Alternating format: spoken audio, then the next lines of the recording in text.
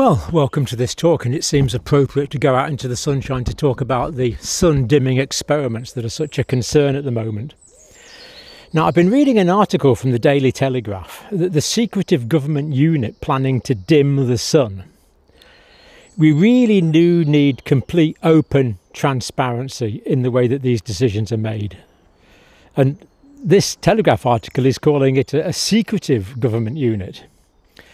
And more people are now aware of this unit and what they call the government's opaque research arm.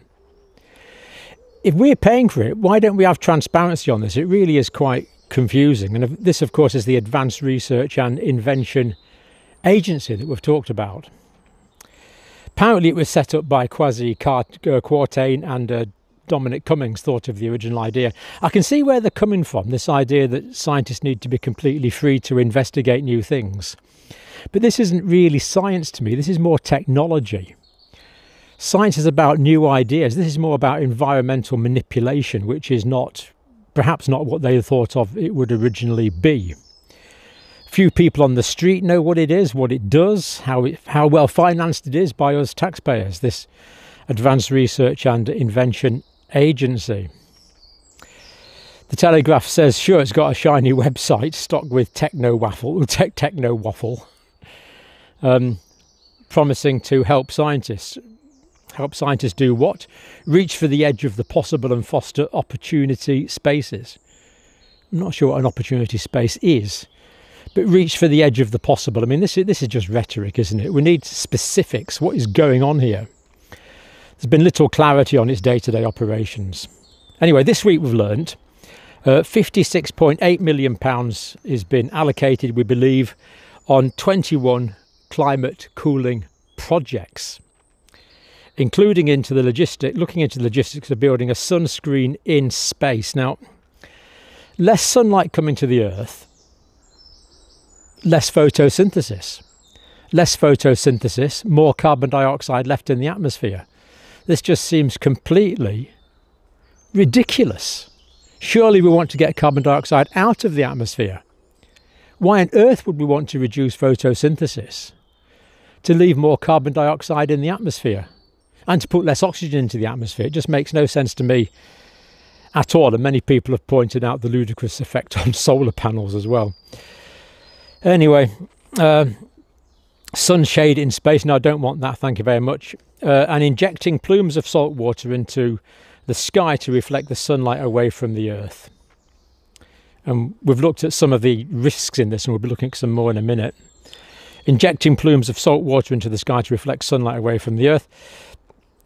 Representatives from the Advanced Research and Invention Agency said rather disingenuously, according to the Telegraph, in a press briefing, we're not trying to dim the sun. Eh? We're not trying to dim the sun? I would have thought that if the experiment is successful, that is exactly the intended outcome. Let's hope they're not trying to be deliberately disingenuous with the public here. Now, Professor Mike Hume, Cambridge University, quoted in the Telegraph, experiments are setting Britain on a slippery slope towards mass deployment of technologies that will be impossible to prove safe, effective and reversible until they're actually in the sky.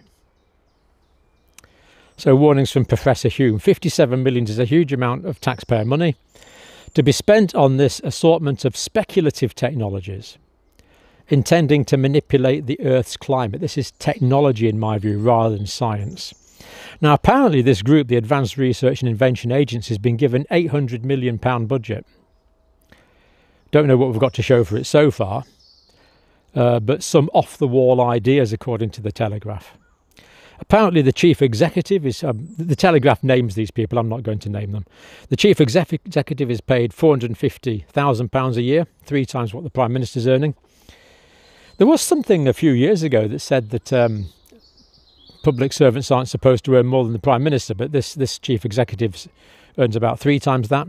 Chief Finance Officer of Advanced Research and Invention Agency is on £215,000 a year. Chief Product Officer is on £175,000 a year. Overall, 37 staff, that's all that work there, are being paid £4.1 million on wages every year. Essentially, the ARIA is operating like a private company, but doing so on public finances, according to the Telegraph. Then there's a heading, playing poker with public money. In January, it announced it would be giving £69 million to research on, listen to this, neural robots for epilepsy treatment. I don't know what a neural robot is, but apparently £69 million for research on neural robots. Genetic engineering, I've got an inkling into what that is and I don't like it. Genetic engineering of brain cells. This sounds really quite stuff I don't think we should be dabbling in, to be quite honest. Genetic engineering of brain cells. According to the Telegraph, I have no more details than that. And lab-grown brain organoids. Lab-grown brain organoids. I don't know what an organoid is. I know what an organelle is. I know what an organ is. But an organoid, presumably it means part of an organ. Lab-grown brain organoids. This is what our money is being spent on. I don't consent. Also funding an NHS trial to use a brain-computer interface that alters brain activity using ultrasound. Don't know anything about that either. I mean, that's not too ludicrous. In the hopes that it will treat depression and addiction. I simply don't know about that one. As well as investing in synthetic plants and chromosomes. What on earth is a synthetic plant? And what on earth is a synthetic chromosome? I don't like the sound of either of them. I don't want synthetic plants. I don't want synthetic chromosomes. The Telegraph says it's operating like a speculative venture capital fund, essentially playing poker with the public purse. When the sun-dimming experiments were first mooted last year, one Telegraph reader said it's like Hanna-Barbera might have dreamed up to foil Dick Dastardly in Wacky Races. If you're a certain age, you remember Dick Dastardly in Wacky Races, the villain. Are these people insane? Asked another Telegraph reader. ARIA sits in a shady no-man's land in charge of eye-watering amounts of public cash, but with little genuine accountability to the public for all its talk of transparency and consultation. I haven't been consulted. Have you been consulted? According to the Telegraph, it's exempt from freedom of information requests. I was really surprised to read that. Exempt from freedom of information requests. Many people may be thinking, perhaps now is not the time for blue skies thinking. I think that. Now, even the BBC has weighed in on this, and I'll actually put down some references. What are the concerns in this BBC article on the website? Studies have shown that solar radiation management could cause strong warming high above the tropics.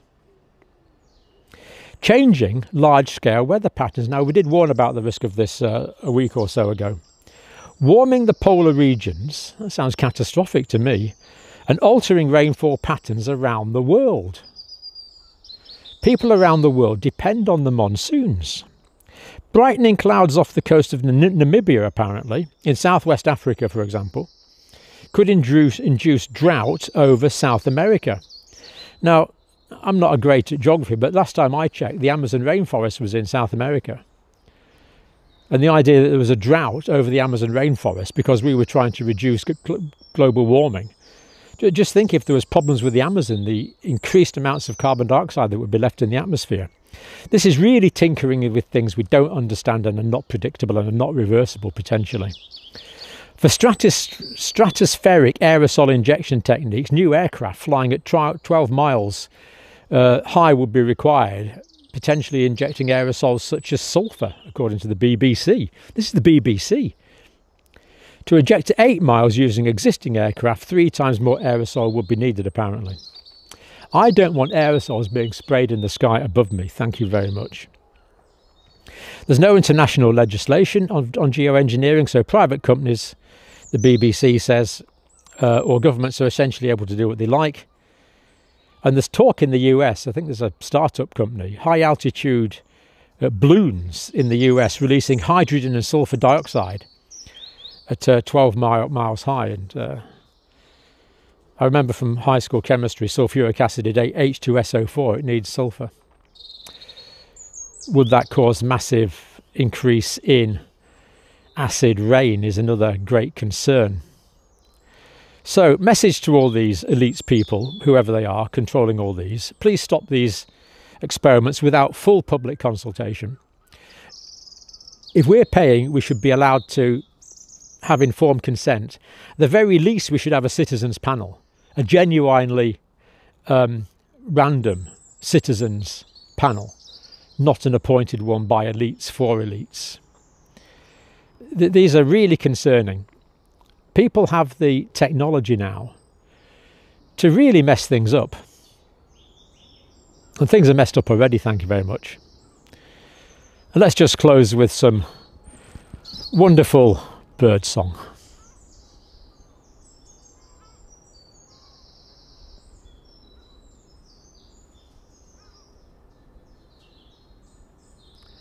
Thank you for watching. The petition's reached 140,000 for the UK government, so I'll put the links and would encourage you to sign that, the petition to ban all geoengineering. But for now, in God's sunshine,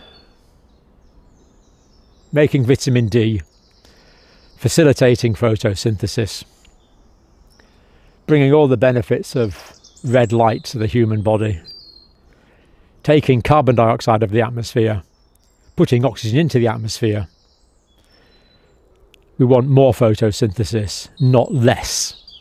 For more photosynthesis, we want more sunlight, not less.